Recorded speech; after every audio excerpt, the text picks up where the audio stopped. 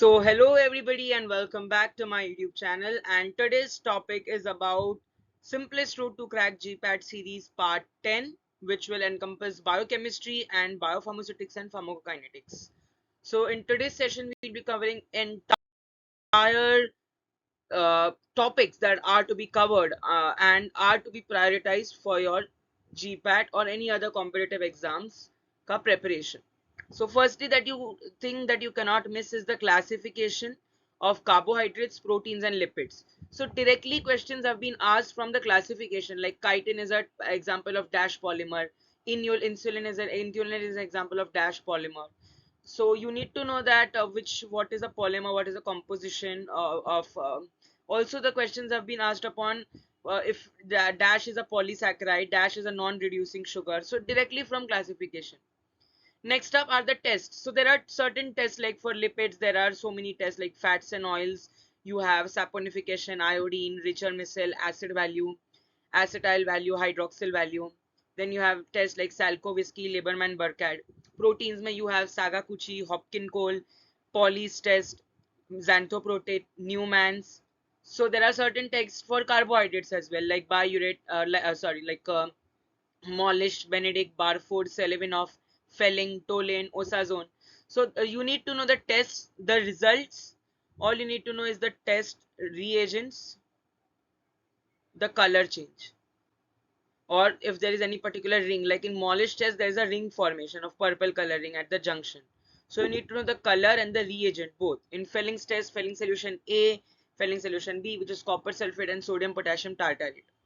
Then you need to know the cycles. The cycles are very important, especially the Cori cycle, lactate cycle, urea cycle, glycolysis, Krebs cycle.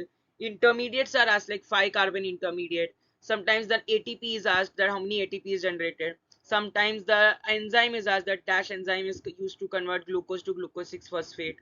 So these cycles are very important. Next up you have is cholesterol and ketone bodies. So synthesis of cholesterol will encompass various isopreneur units. And in ketone bodies, you need to know the true ketone bodies, the false ketone bodies, the ketone bodies, the primary ketone body and the secondary ketone body.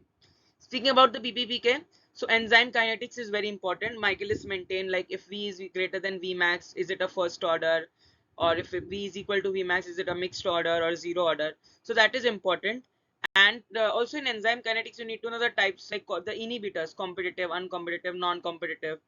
And in enzyme kinetics, majorly the classification, IUB classification of enzyme is asked, or certain isoenzymes may be asked, like lactate dehydrogenase has 5 isoenzymes. Phosphodiesterase has around 10 isoenzymes. Phosphodiesterase 1, 2, 3, 4, 5 up till 10. Next, you need to know is central dogma, of course, that is important because central dogma is the main basis, like replication, transcription, translation. Compartment modeling. So compartment modeling means linear and non-linear kinetics play an important role. Like what is the compartment modeling? The types of compartment model: single compartment, multi-compartment, one compartment open model, one compartment closed model. That is important. Non-linear kinetics के synonymous name like mixed or saturation kinetics. And in linear and non-linear, you need to know which one is first order, which one has a superimposable dose response curve. And what are the causes of non-linearity? Those causes are asked, like absorption, distribution, metabolism and excretion. The modes of absorption, there are different modes of absorption, like active diffusion, passive diffusion, paracellular, transcellular, vesicular, endocytosis, pinocytosis. Then you have ion pair. So the various modes of absorption are important, and which are the, like, suppose if it's cyclosporin, it is absorbed by which mode? Suppose if it's a high molecular weight, it will be absorbed by which mode? Suppose if it's a like a pore transport, so what will be the pore size? Such small intricate things are being asked, so you need to study this in detail. IVIVC is in vitro correlation. There are 3 levels. So you need to know that in level A, what are the parameters, level B, the synonymous name for level B, and level C. So one is point to point and level C is level 1 is single point. So that is important that you know that mean dissolution time or mean residence time, what is measured. Next up we have is BABE studies. So BABE studies are basically useful for your generic products like bioequivalent studies. But there are other equivalents as like therapeutic equivalent, pharmaceutical equivalent, chemical equivalent, bioequivalent. So you need to know the definition of equivalence because that definition is asked. In bioavailability, the formula for bioavailability and the types of bioavailability, absolute and relative. Basics of ADMEs, you need to know the absorption, distribution, you need to know the volume of distribution and protein binding. And in elimination, you need to know the different elimination modes like bile, intestine, sweat, saliva, urine, feces, etc. So firstly, you need to know all the classification if we divide it into phases, like the phase one, like the metabolism, we have phase one and phase two. Those are the classification of the enzymes, which one are microsomal, which one are non-microsomal.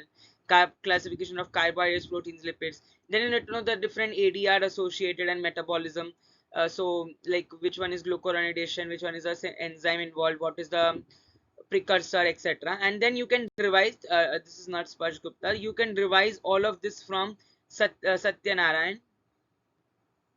You can revise all of this from BPPK book. So the BPPK book is very important because it will help you to not just get acquainted and familiar with the subject, but also bring a better and a wider scope in your studies. So that's all for today's video. I hope you all did enjoy. If you have any doubts and queries, feel free to drop them in the comment section. I'll be more than happy to answer it. Thank you so much for watching today's video.